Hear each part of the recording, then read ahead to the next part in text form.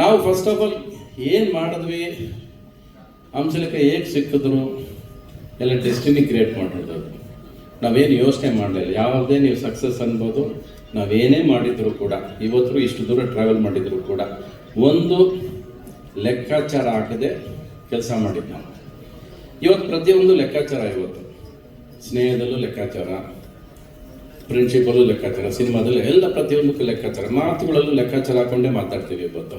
ಆದರೆ ನನ್ನ ಇವರ ಸ್ನೇಹ ಮಧ್ಯೆ ಯಾವತ್ತೂ ಲೆಕ್ಕಾಚಾರ ಇರಲಿಲ್ಲ ನಮಗೆ.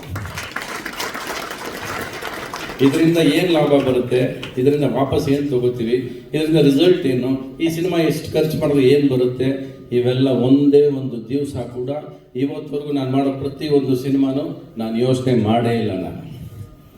ನಾನು ಸಿನಿಮಾ ಮಾಡಬೇಕು, ಆ ಸಿನಿಮಾ ಈಗ ಇರಬೇಕು ಅಂದರೆ ಅದಕ್ಕೆ ಹಣ ಹಾಕೊಂಡು ಹೋಗಿದ್ದೀನಿ, ಸಾಲ ಮಾಡ್ಕೊಂಡು ಹೋಗಿದ್ದೀನಿ, ಖರ್ಚು ಮಾಡ್ಕೊಂಡು ಹೋಗಿದ್ದೀನಿ.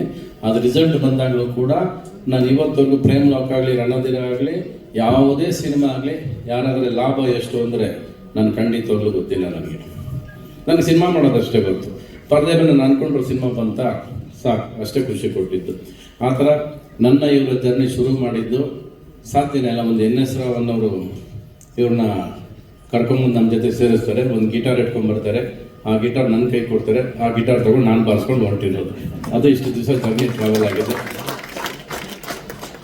ಬಹುಶಃ ನನ್ನ ಅವರ ಸ್ನೇಹ ಕಲ್ಮಶ ಇಲ್ಲದ ಸ್ನೇಹ. ಅದು ನಾವ್ಯಾವತ್ತೂ ಇಬ್ಬರು ಹೆಗಲ ಮೇಲೆ ಕೈ ಹಾಕೊಂಡಾಗಲಿ, ಇಲ್ಲ ಬಾರಲ್ಲಾಗಲಿ, ಇಲ್ಲ ಎಲ್ಲೋ ಕೂತ್ಕೊಂಡು ಹೋಗಿ ಅದು ಇದು ಏನೂ ಮಾಡಿಲ್ಲ. ನಾವು ಬರೀ ಸಿನಿಮಾ ಅಂತ ಯೋಚನೆ ಮಾಡಿದ್ವಿ.